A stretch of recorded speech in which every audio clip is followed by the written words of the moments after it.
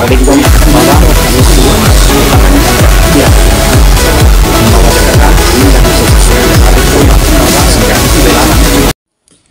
Selamat pagi kepada pemirsa Goris Saran TV. Goris Saran TV membaca Indonesia dengan 3 metode. Metode pemikiran kritis, metode pemikiran analitis, dan metode pemikiran reflektif. Pemirsa Goris Saran TV yang kami cintai, pada kesempatan ini kita membahas tentang 16 pegawai Kementerian Komunikasi dan Digital yang ditangkap oleh kepolisian karena terindikasi terlibat di dalam judi online atau menjadi agen ya dari judi online yang semakin marak di Indonesia. Nah, pemirsa Goris Saran TV yang kami cintai, sebagaimana Anda ketahui bahwa sepanjang 2019-2024 diperkirakan ada sekitar 5.000 situs judi online yang beroperasi di Indonesia, dan situs judi online ini dianggap juga dikendalikan oleh jaringan internasional ya. Nah, dari 5.000 situs judi online, 4.000 diantaranya sudah di take down ya, atau sudah diberhentikan, dihapus oleh Kementerian Komunikasi dan Informasi sebelumnya Budi Ari ya. Tetapi ada sekitar 1.000 situs judi online yang masih beroperasi, dan 1.000 ini dikendalikan oleh staf di Kementerian Komunikasi dan Digital ya. Nah, di mana Kementerian Komunikasi dan Digital ini sebenarnya adalah mempunyai peran yang sangat sentral untuk menghapus situs judi online. Tetapi apa yang mereka lakukan dengan alasan memberikan pembinaan terhadap 1.000 situs judi online, mereka membiarkan situs judi online ini tetap beroperasi.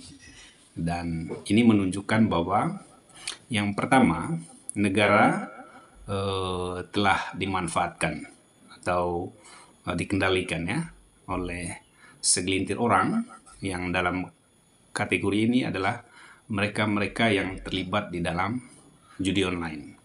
Dan yang kedua, negara telah digunakan atau dipakai oleh segelintir orang di dalam pemerintahan untuk menjadi agen ganda ya. Di satu sisi mereka adalah agen yang bekerja untuk kepentingan masyarakat, tetapi di sisi lain mereka juga adalah agen yang bekerja untuk kepentingan mafia ya. Sehingga kita sepakat dengan yang disampaikan oleh Mete Hafid, Menteri Komunikasi dan Digital yang baru, yang mengatakan bahwa mereka-mereka yang terlibat di dalam bandar judi online ini akan diberhentikan secara tidak hormat dari statusnya sebagai pegawai Kementerian Komunikasi dan Digital ya, atau sebagai aparat sipil negara. Nah, pemirsa Goris Saran TV yang kami cintai, pada kesempatan ini ada 2 hal yang ingin kita sampaikan. Yang pertama adalah bagaimana mafia melakukan penundukan kepada negara ya. Nah, ini kita mesti melihat bagaimana beroperasinya para mafia di dalam sistem pemerintahan kita. Nah, pemerintahan kita mulai dari tingkat yang paling tinggi, pemerintahan nasional, sampai di tingkat yang paling kecil, di tingkat desa, itu rentan sekali untuk dikendalikan dan dikuasai oleh para mafia ya. Nah, para mafia ini menggunakan atau menjadikan agen atau orang-orang di dalam pemerintahan sebagai agen ya, sebagai maklar atau sebagai penyusup ya, yang beroperasinya secara formalistik ya, dan juga menggunakan seragam, digaji oleh negara ya. Dan ini menunjukkan bahwa mafia maklar ya, di dalam pemerintahan Indonesia itu terjadi secara luar biasa ya. Tidak hanya di birokrasi pemerintah, tapi juga di kepolisian, kejaksaan, kehakiman ya. Sebagaimana dengan kasus-kasus yang terjadi belakangan ini. Dan Prabowo mengatakan bahwa mafia, makelar dan juga cukong-cukong yang beroperasi di dalam pemerintahan ini menyebabkan terjadinya kemiskinan masyarakat ya.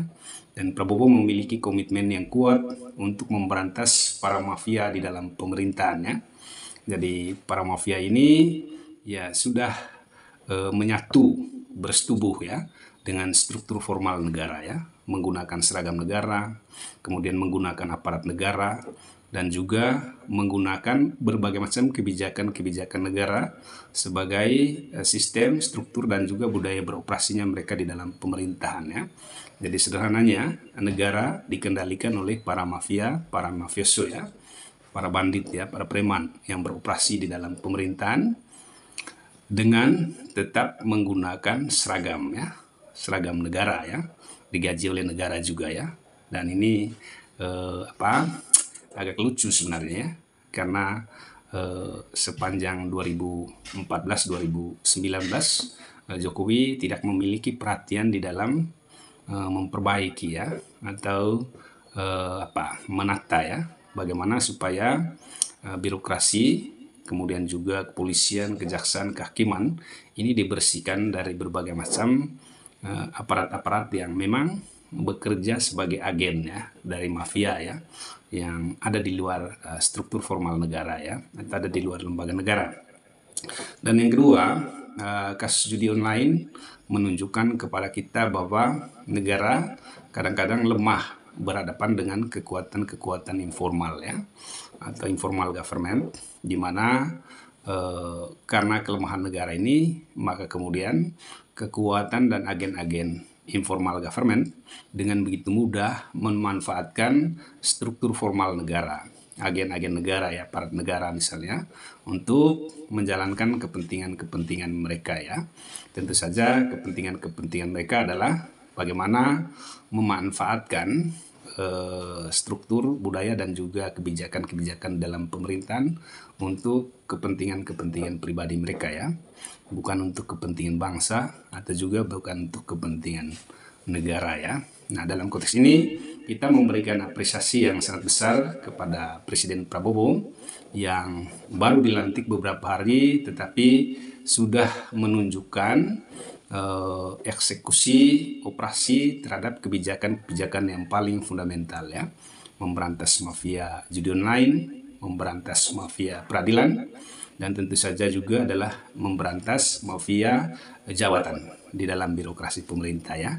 Karena kerap juga terjadi jabatan-jabatan di dalam pemerintahan itu diperjualbelikan ya, dipungut biaya ya, untuk kepentingan-kepentingan segelintir orang yang kita sebut sebagai agen formal negara, menggunakan seragam negara, digaji oleh negara, tetapi mereka bekerja untuk melayani kepentingan mereka sendiri.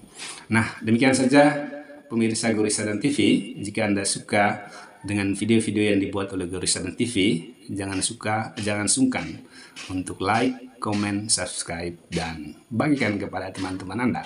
Katakan kepada mereka bahwa Gorisadan TV mencerdaskan Indonesia. Jangan takut untuk terus berpikir kritis, analitis, dan reflektif. Terima kasih. Selamat pagi.